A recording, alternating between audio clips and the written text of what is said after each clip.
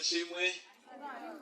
Turanezerewe muri uyu mugoroba, muri aya masaha meza dutangira isabato.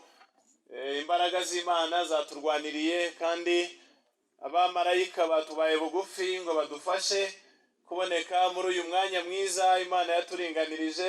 Imana ihabwe icyubahiro. Turashimira mwe mwese mwabonetse kandi mwahisemo neza. Uyu muhati wanyu ntabwo ari ubusa ku mwami Imana. Ibi nabyo birandikwa mu bitabo byo mu ijuru, kandi Imana yo mu ijuru izakomeza kubyitaho no kubikurikirana kugira ngo ikomeze kuturema bushya, kuduha imbaraga, kuduha umwiteguro ukenewe. Reka tuyishimire ko Imana ari iyo gushimwa, kandi mubikore mushyize ibiganza hejuru, maze dushimire Imana Data wa twese udukunda, waduhaye ubuzima. Imana ihabwe icyubahiro. Turashimira korali New Times Toro rya Nyabitare kubw'umuhati ukomeye, ku isaha nziza yo gutangira. Ibyuma biba bihari, abashyitsi bacu bose Imana ibaha umugisha kuba babonetse. Muri uyu mugoroba dufite umwanya muto, ariko dufitemo byinshi by'ingenzi byo kuvugamo. Niyo mpamvu ngira ngo njye mbere mbabwira ikigwa cya nimugoroba twaraye turebye. Ni ikigwa kivuga urukundo rw'iki? Urukundo rw'Imana. Ndagira ngo mbabwire yuko mu nama y'agakiza Yesu Kristo yahisemo kuzahagararira urukundo rw'Imana, ngo abe ari we uzagaragarizwaho urukundo rwayo anaruhishure. Hanyuma Umwuka Wera yahisemo kuzagaragaza gukiranuka kw'Imana n'ubutungane bwayo. Hanyuma Data wa twese ahagarara mu mwanya azahagararira ubutabera ndetse n'imbaraga z'Imana. Nshuti zanjye, muri uyu mugoroba hari inkuru zidasanzwe ngira ngo zitwinjize mu kigwa cyacu duza gusubukura. Umunsi umwe iwacu mu ntara ya Nkomero higeze haba ikintu kidasanzwe ku itorero ryo mu Cyumba. Ngiye kukibabwira. Nari ndaye ndi busoze amavuna nari natangiye, maze ngira amahirwe dutangira isabato iwacu, maze nigisha icyigisho cyavugaga ngo ababi ntibasinzira badakoze ibibi, kandi ntibatora agatotsi batagize uwo bagusha. Nabahaye urugero rw'ingenzi, ariko hari ibyasohoye mw'uwo mugoroba ngira ngo mbabwire. Bidatinze mw'uwo mugoroba urugo ruturanye rutuye mu ngo zituye hafi y'urusengero aho habaye ikintu kidasanzwe, hibwa inka. Haje abajura barayiba. Bamaze kuyitwara saa 5 z'ijoro, bene urugo bamenya ko inka yagenje gute? Yagiye. Niko gutaka, maze mu gihe batatse abantu baraza kureba ikibaye. Igihe bazaga basanze ari inka yamaze kwibwa yagiye. Induru ibiravuze ku misozi. Niko namye nsanga abantu benshi babikora, bavuza induru cyane, batakamba bati inka yibwe. Abo hakurya ku misozi bahamagarana n'abandi ngo ahari batangatange. Igihe numvaga iyo nduru nari nkangutse, maze ntega amatwi numva koko hari abatabaza. Igihe nari ndimo ntega amatwi, Umwuka w'Imana yarangendera arambwira ngo Etienne, jya kureba ikibaye, ariko uramenye ntiwigere uvuza induru. Ntiwigere uvuza iki? Kandi icyitonderwa, wowe ufite umwihariko. Nta mpamvu zo gutwara intwaro nk'iz'abandi bajya batwara. Dore ko induru nk'iyivuze abenshi babadukana ibikoni, abandi imihoro, abandi imihini, sinzi n'ibindi batwara. Mbega niko namwe mwagiye mubibona? Niko benshi bahuruduka bagenda. Nge narabanje ndasenga, maze mpabwa amabwiriza. Ngeze aho inka bayitwaye, numva nungutse inama. Ndabwirwa ngo wowe nyura iyi nzira bariyunyura, kandi utagira ubwira ngo mujyane. Ngemba ndagiye. Maze kuyinyura haboneka undi muntu araza, ati ntabwo nsiga turajyana. Nicyo ngwino tugende nta kibazo, ubwo ubishaka. Twarajyanye urugendo rw'ibirometero nka 3, tugenda tuganira cyane ko nari nzi neza yuko Imana yabishatse iyo yabigennye iryo tungo ryagiye ishobora kwemera ko riboneka cyangwa se igatuma ritanaboneka kubw'icyigisho yashakaga kwigisha. Hari ibyabaye rero bidasanzwe ngiye kubabwira. Twaragiye aho twicariye tuti turaguma hano, yari inzira y'akabande twanyuzemo, maze numva Yesu ambwira ngo ariko Etienne, nubwo mutabaye ariko ntago mukwiye gupfusha igihe ubusa. Zamura uyu muntu muri kumwe umubwire iby'Imana yagukoreye mw'iryo joro. Ndaterura mu buhamya bw'ibintu Imana yankoreye n'uburyo yahinduye ubuzima bwanjye. Tuva saa 5 z'ijoro tugera saa 8 n'igice. Maze izo saha zigeze nta n'induru ikivugana n'imisozi yose yatuje, ndamubwira nitwitahire. Turagaruka tuza kuryama. Tumaze kugera mu macumbi, induru yongera kuvuga hejuru y'umusozi, bati yanka yabonetse. Maze igihe yavugaga, Mwuka w'Imana arambwira ngo Etienne, ihute cyane, kuko nari maze kumenya icyerekezo iherereyemo n'abayitwaye barimo. Narihuse nibyo, niruka abantu bose berekezagayo narabasize. Byarakunze kuko hari umugambi Imana yari ifite. Kubera iki nabasize? Ijuru ryarambwiye ngo ihute, birashoboka cyane yuko iki gisambo waza kukirengera. Nagiye nzi ibyo ngiyemo. Namenye ko ibisambo ngewe atari ibyo kugirirwa nabi no kwicwa. Abandi baba bafite iyo mitima. Koko nahageze mbere, ariko nsanga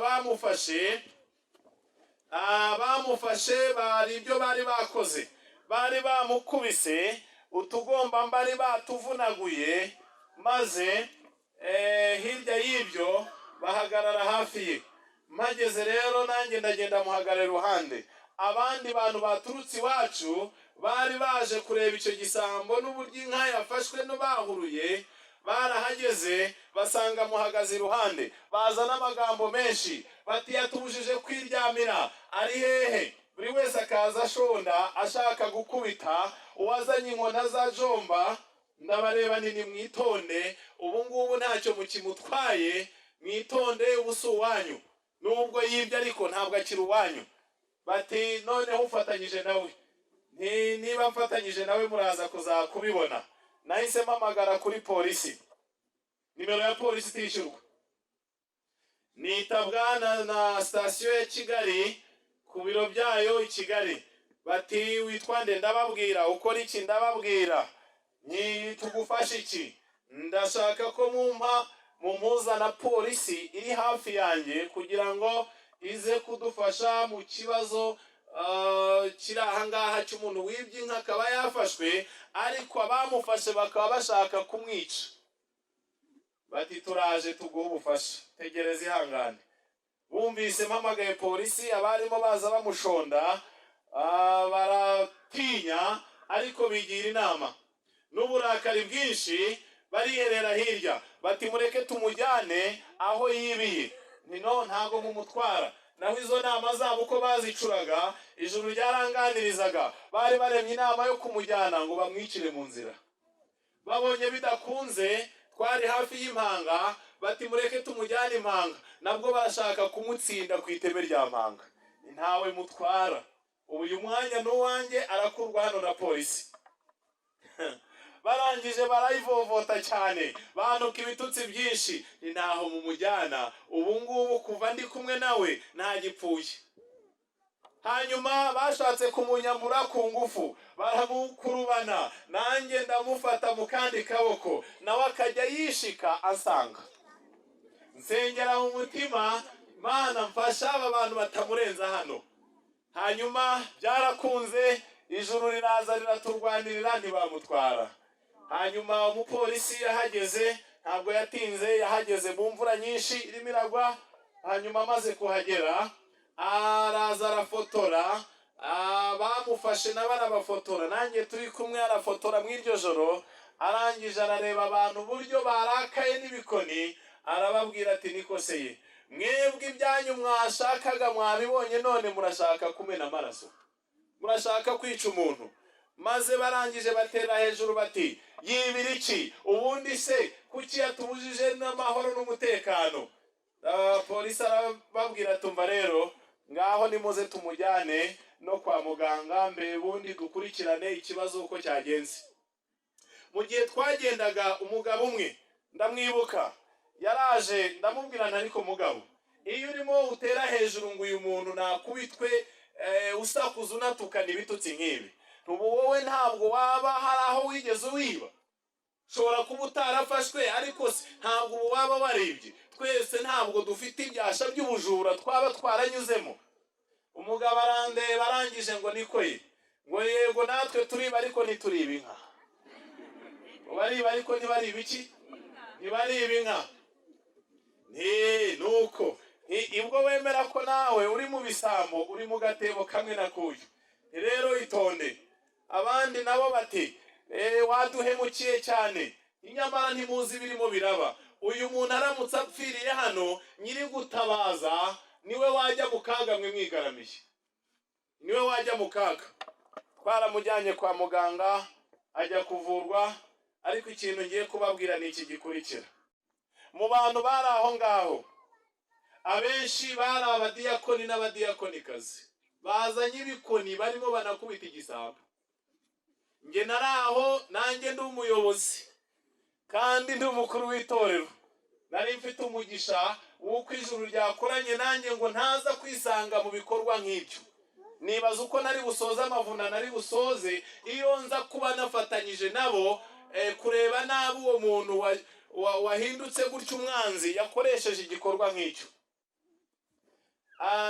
Abasaza n'abakecuru n'abana bato twatashye bamvumagura ngo nanze ko bicira igisambo, ngo bashakaga kumuha ikosora nk'uko bijya bivugwa, ngo bakamuha ikimenyetso kizamwibutsa iby'ubujura bwe ahari ntazongere.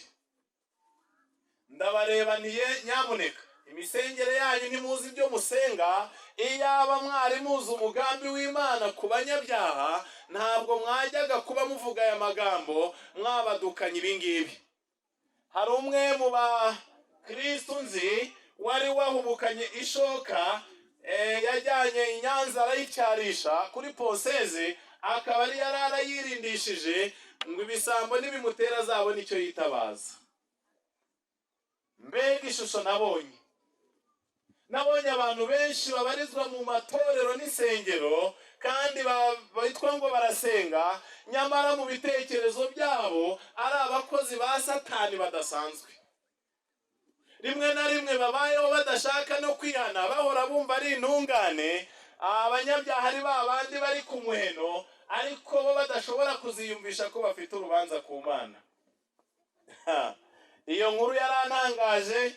Tumara iminsi abantu baracecetse barabuze icyo bavuga kubera kwisanga mu bikorwa nk'ibyo ngibyo. Ibyo byabayeho nanone ubwo nari i Nyanza mu mahugurwa y'abarimu, maze umwarimu umwe yiba telefone ya mugenzi we, nyirayo arayibura ararangisha. Twari 250 duteraniye muri sare, maze kubura bararangisha bati ninde wajyanye telefone y'umuntu. Ayivanye muri sare rwose aho twacometse twese iraburada duhinduka ibisambo. Hanyuma Imana mu kuri kwayo ifite uko ibigenza. Uwo munsi twese dutaha twabaye ibisambo byibye telefone y'umwarimu.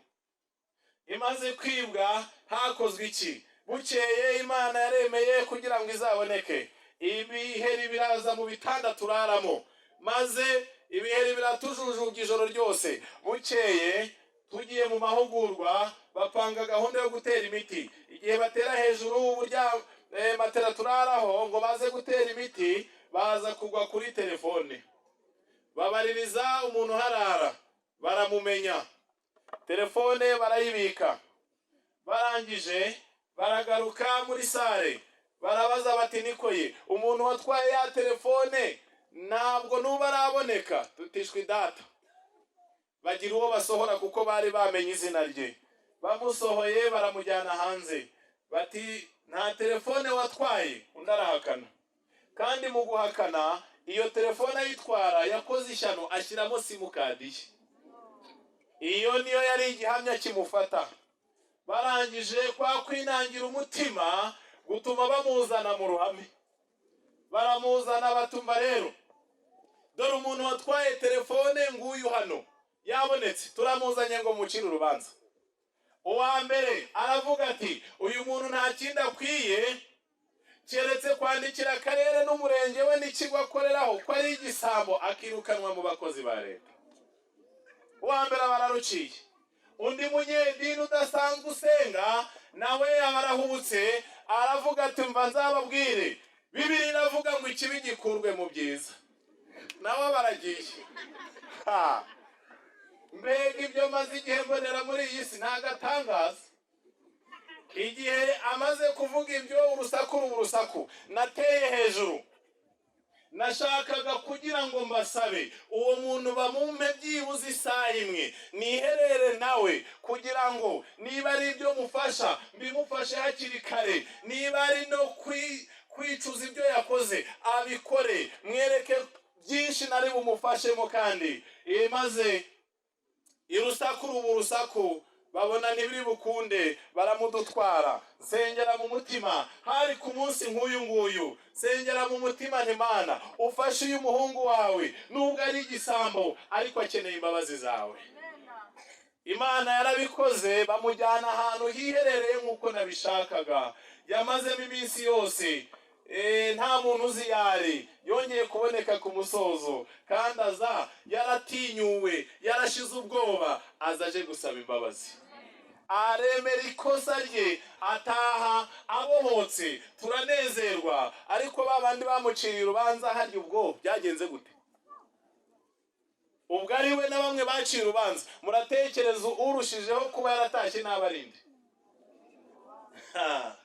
Imana yaradushubije.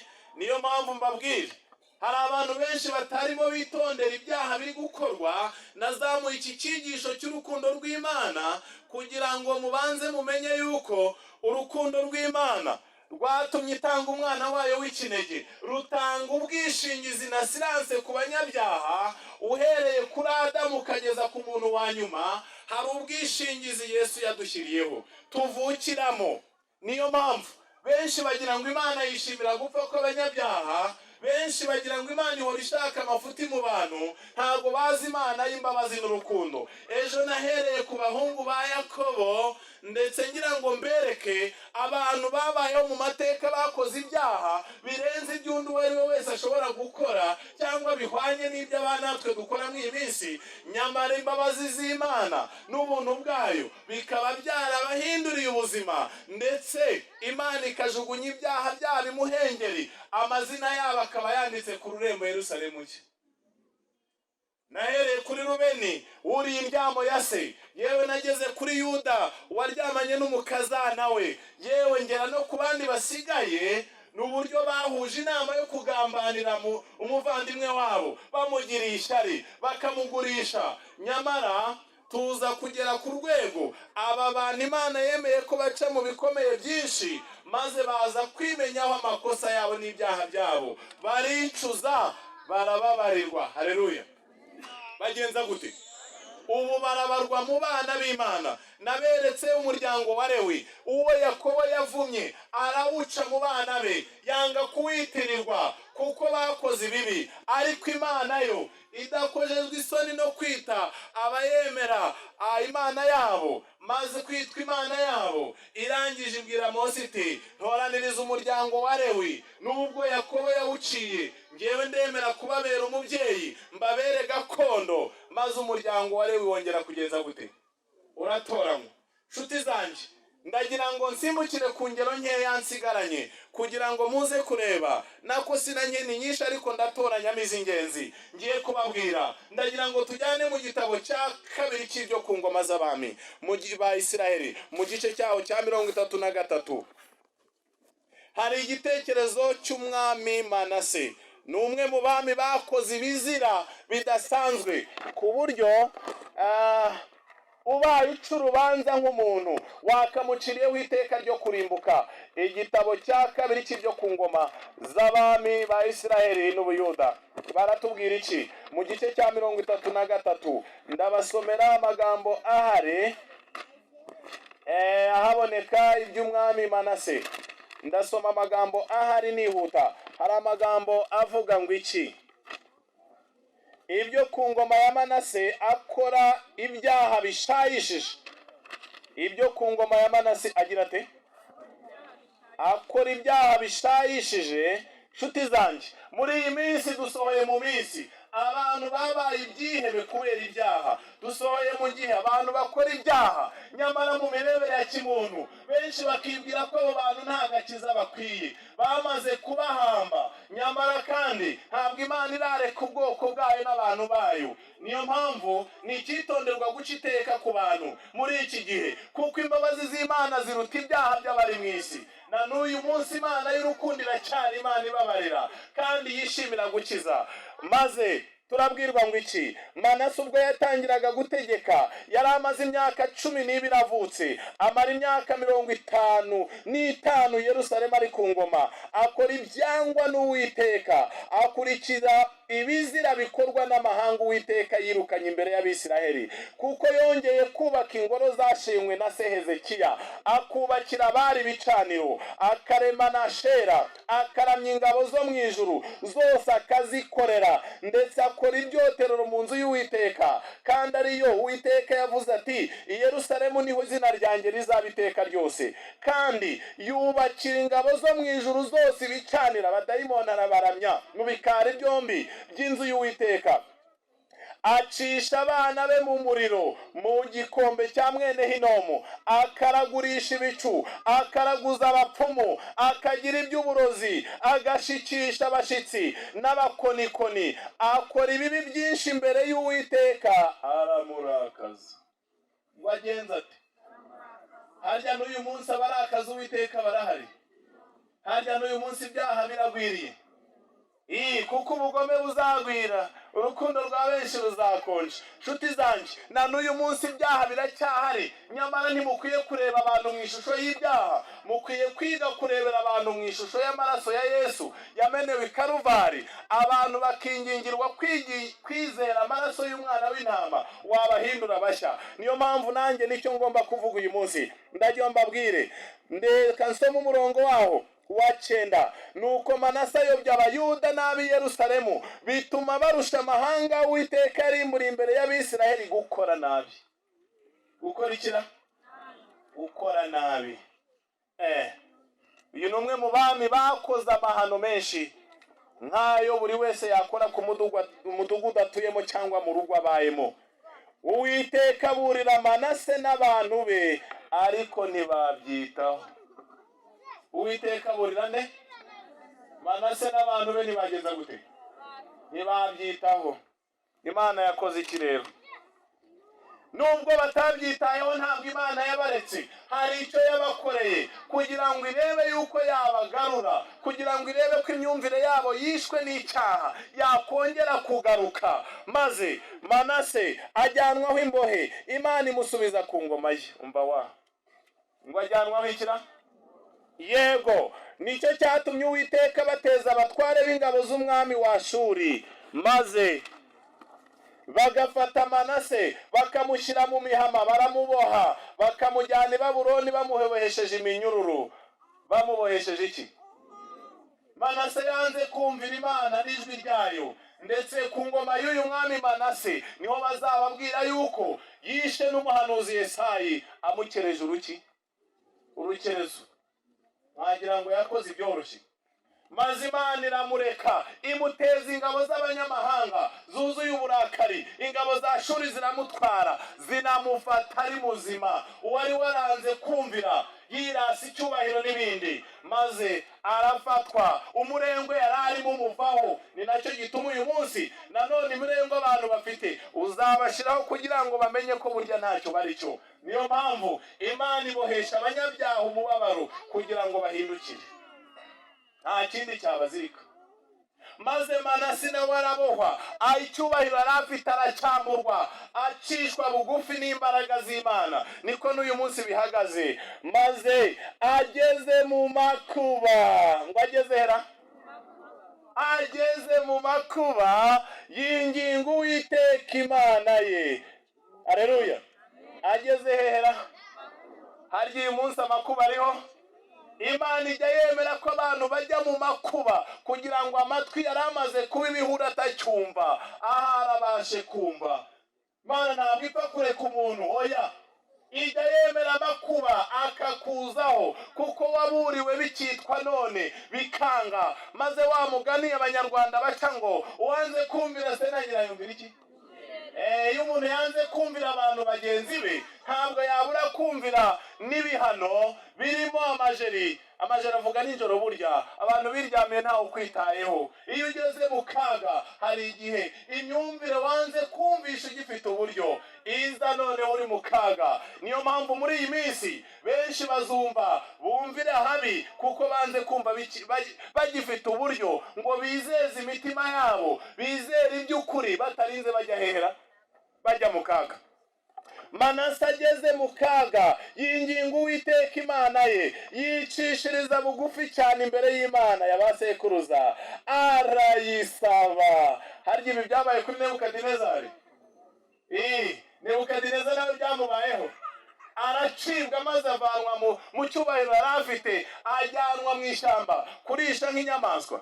Manase nawe ni nk'ibi byamubayeho, maze ageze mu makuba mu kaga yinginga Uwiteka Imana ye, yicishiriza bugufi cyane imbere y'Imana ya ba sekuruza, arayisaba, maze Imana yumva ibyo asabye. Haleluya!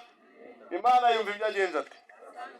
Yumva ibyo asabye, maze Imana iherako imusubiza i Yerusalemu mu bwami bwe. Manase aherako amenya yuko Uwiteka ari we Mana.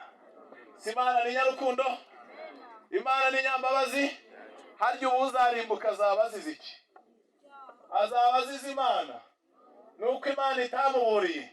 Oya rwose. Niyo mpamvu inshuti zanjye naje kugira ngo twigane urukundo rw'Imana rudasanzwe, urukundo rureba hirya y'ibyaha rukabona umuntu aramutse abivuyemo yaba igitangaza. Kugira ngo Imana ibabarire umuntu nuko imugirira ibambe n'impuhwe, ishaka uko yava aho ngaho. Manase imusubiza mu bwami, kandi ibyo bya bindi byose byo kuyobya Abisiraheli Imana ikamuburira ntabyiteho. None isaha yo kubyitaho yari igeze, Imana iramubabarira. Manase asubizwa mu cyubahiro yahoranye, amara imyaka 50 n'ingahe? N'itanu ari ku ngoma kubera imbabazi z'iki? Imbabazi z'Imana. Nshuti zanjye, hari urugero rw'ingenzi Uwiteka yigeze anyereka cyane muri Yesaya igice cya mbere. Ahari ndabizi hari amasomo adasanzwe ngira ngo mbagerereho mu gihe dusatira umusozo uyu mugoroba. Yesaya igice cya mbere, naratangaye. Dufite Imana y'urukundo idasanzwe, Imana y'urukundo rwose. Iki gice kiratubwira ngo Yesaya ahana Abayuda ubugome kandi abahugurira guhindukirira Uwiteka ngo babarirwe. Ngo bahindukirire Uwiteka bagenze gute? Yesaya atangira avuga ati, umurongo waho wa 2, umva wajuru we, tega amatwi nawe hasi we, kuko Uwiteka avuga ati, nonyeje abana ndabarera, ariko bagenza gute? Barangomera, kandi narabonyeje ndabarera, ati nkimenya nyirayo. Bo bageze hasi y'ubwenge bw'inka, inkimenya nyirayo n'indogobe imenya urugo rwa shebuja. Abisiraheli bo ntibagenje gute? Ntibabizi, ntibanzi ubwoko bwanjye, ntibubyitaho. Dore wa bwoko bukora ibyaha we, abantu buzuwemo no gukiranirwa, urubyaro rw'inkozi z'ibibi, abana bonona baretse Uwiteka, basuzuguye Uwera wa Isiraheli, baramuharuruka. Ngo bagenda gutera? Baramuharuruka. Hari igihe dusohoyemo abantu benshi baharurutse Uwiteka, cyane ko Bibiliya ivuga ngo Yesu ntazaza hatabayeho kwimurikira. Hari abantu bari kwimura Imana babyitayeho ngo bayireke burundu, nyamara baba batandukana na soko y'ubugingo. Maze basuzuguye Uwera wa Isiraheli, baramuharuruka, basubira inyuma. Ni iki gitumye mushaka kugumya gukubitwa muzira gukabya ubugome? Umutwe wose urarwaye, umutima wose urarabye, uhereye mu bworo bw'ikirenge ukageza mu mutwe, ntahagenje gute? Reka mbabwire aba bantu bavugwaga Imana yarebaga uko bameze gutya, ariko ntabwo yabaretse. Nubwo bageze ku rwego rwo hanyuma y'amatungo, ntabwo yabaretse. Nicyo gituma umurongo wa 18 avuga ngo nyamuneka nimwiyuhagire mwiboneze, mukureho ibyaha byo mu mirimo yanyu, bive imbere yanjye, mureke gukora nabi, mwige gukora neza, mushake imanza zitabera, murenganura abarengana, mucire imfubyi urubanza, muburanira abapfakazi. None Uwiteka ati nimuze tugikira, muze tujye inama. Niko Uwiteka agenza ate? Naho ibyaha byanyu byatukura nk'umuhemba birahinduka umweru bise na ki, naho byatukura tukutuku birahinduka nk'ubwoya bw'intama bwera. Mbega Imana ni nyambabazi. Muze tugikira. Kandi irajya inama n'abantu barwaye kugeza ubwo haba mu bworo bw'ikirenge ukageza mu gitwariro ntahagenje gute, ariko iti muze tujye inama. Nimuze naho byatukura tukutuku ndabyeza bise na ki. Ntabwo ikibazo ari ibyaha abantu bakoze. Ngiye kubabwira icyaha kiri kuruta ibindi. Ntabwo ari urutonde rw'ibyaha abantu bakora, nta nubwo icyaha kibi kuruta ibindi ari uko umuntu yakoze ibyaha byinshi. Ngiye kubabwira yuko ibyaha byinshi hari abantu babikoze bakinabikora, ariko bazabibabarirwa kuko banze kwinangira imitima. Icyaha kiri kuruta ibindi ni ukwinangira umutima, umuntu ntashake guhindukira ngo azagarukire Uwiteka. Kwinangira umutima nicyo cyaha rukumbi kizarimbura abantu. Ntabwo ari uko bakoze ibyaha byinshi Imana idashobora kubezaho ngo babikire, nta nubwo ari uko Imana yananiwe gutanga imbaraga zahindura ubuzima bw'uwo ari we wese, ahubwo abazarimbuka muzamenye ko bazize ko binangiye iki, imitima yabo banze guhindukirira Uwiteka. Ariko Imana ni inyambabazi, ni inyarukundo ku rwego rukomeye. Niyo mpamvu ngiye kubabwira iki ngiki. Umuhanuzi Hoseya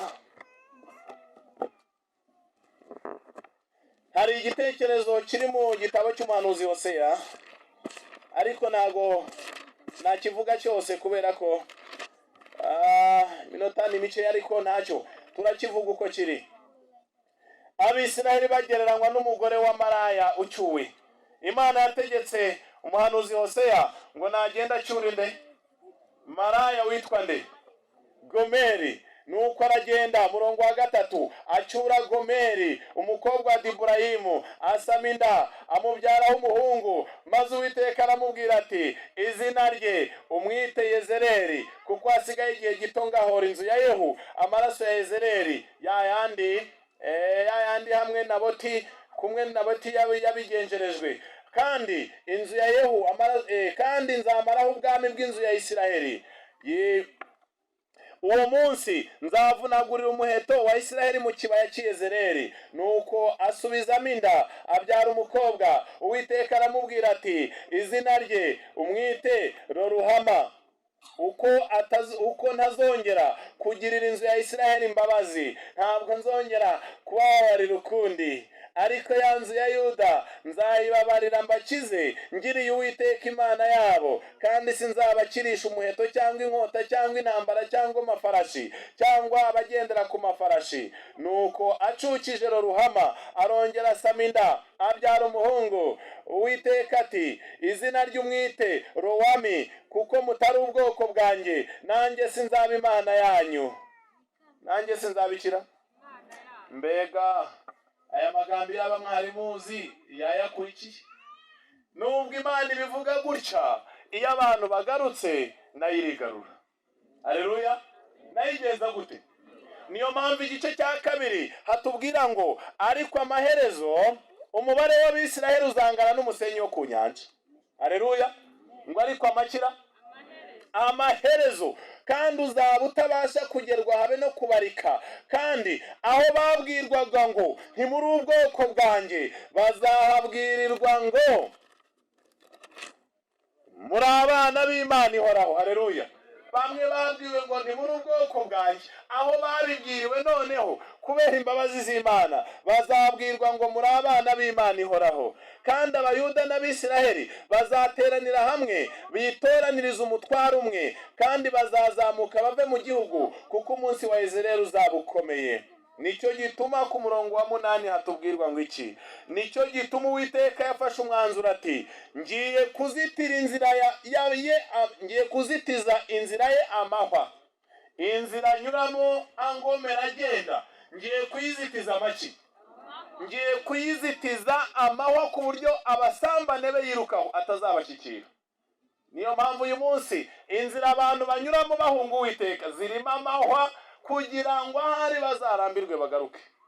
Zirimo amakira, zirimo amahwa. Umuntu wese ufite ubwenge buzima agarukira Uwiteka hakiri kare, ariko nutabufite ukomeje kugenda, inzira arimo izamubera amahwa kugeza ubwo ibyo yirukaho nabyo nta mumaro bizagenda gute bizamugirira. Nicyo gituma ngiye kuzitiza inzira y'amahwa, kandi nkubaka uruzitiro kugira ngo atabona aho anyura. Azakurikira abakunzi be ariko ntazabashyikira. Ngo azagenza ate? Azakurikira abakunzi be ariko ye kugenza ate? Ntabazashyikira. Azabashaka babure, nibwo azavuga ati, henga nsubire ku mugabo wanjye wa mbere, kuko ibya mbere byandutiye iby'ubu. Haleluya. Imana ni nziza. Imana ishyira amahwa mu nzira y'umuntu kugira ngo ibyo yirukaho bye kuzamuha amahoro. Niko biri, azabishaka bibure. Abatera Imana umugongo kubwo gushaka ubutunzi n'ibyubahiro bazabyirukaho, imitima yabo iburemo kunyurwa, babyirukeho kugeza igihe bazabihombera bakagaruka. Bakagenda gute?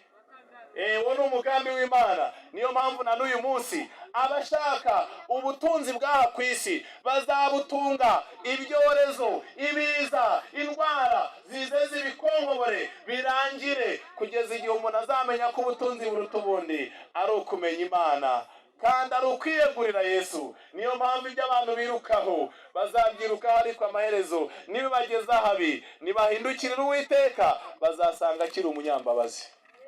Haleluya. Nshuti zanjye, dufite Imana idukunda bihebuje. Nagira ngo minira k'uyu mugoroba, ndahinira aha, nari kubabwira iby'abapfu 5 Yesu yazuye, ariko ngasoreza ku mupfu wo muri Ezekiyeli 3:7. Abapfu bo mu kibaya bahindutse amagufa yumye, ariko Imana ikiyafitiye impuhwe n'imbabazi. Kandi kugeza ubwo n'abahanuzi benshi, uretse n'abana benshi, na Ezekiyeli ubwe ntiyarazi ko abo bapfu babaho, ayo magufa yumye yasubirana ubuzima. Ariko Imana iramubwira ngo, Ezekiyeli, genda ugenze ute? Genda uhanure, wowe kuva utazi ko aya magufa yasubira akabaho. Genda uhanure. Maze Imana irahanura, ababaye amagufa bongera kuba bazima, kandi bagendera ku maguru yabo, bafite imitsi, bafite inyama. Maze Imana ibagaruramo ubuzima. Ya Mana yavuze bigategeka bigakomera, iracyari Imana y'urukundo ishobora kurema umuntu wageze habi, ikamuhindura akongera kuba icyaremwe gisha. Niyo mpamvu hari umwishingizi nyawe, Yesu Kristo, wishingiye ibyaha by'abari mu isi. Nk'uyu mugoroba, mu gihe dutangira isabato, kandi ejo tuzakomeza kwiga amagambo akomeye, Imana yacu iravuga ngo, sinishimira gupfa k'umunyabyaha. Imana iracyari Imana iteze ibiganza, iracyari Imana irarika abana bayo muri iki gihe, ibabwira yuko ikiri Imana y'imbabazi ibabarira. Niyo mpamvu nta waje ayigana ngo imuheze. Niyo mpamvu uyu munsi Yesu yashimye gushaka buryo ki ahinduka inshuti n'abanyabyaha ngo aducungure.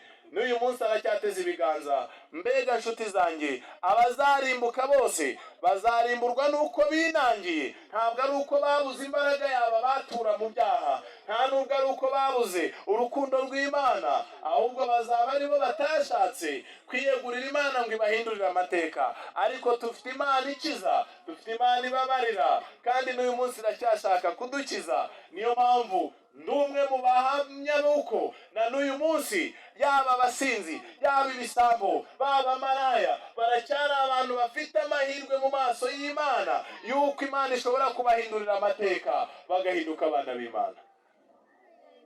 Imana yo mu ijuru iduhana umugisha mw'uyu mugoroba, kandi muri iyi sabato Mwuka Wera afashe buri wese guhanga amaso ku rukundo rw'i Karuvari. Yesu wapfuye ku byaha byacu, agapfa kubera ibyaha byacu, ntabwo akwiye gukomeza kubambirwa i Karuvari mu migirire yacu. Dukeneye natwe kuvuga ngo Mwami, dore waradukunze, natwe twigishe kugukunda kuko ari we wabanje kudukunda, maze uduhindurire ubuzima. Mw'uyu mugoroba Uwiteka barebe neza, abamurikishirize mu maso he, kandi abaha amahoro, adukize umutima winangiye. Imana idufashe imitima yacu yoroshwe n'ubuntu bwayo n'Umwuka Wera, kugira ngo twiyegurire Yesu wadukunze bigishoboka, mu izina rya Yesu.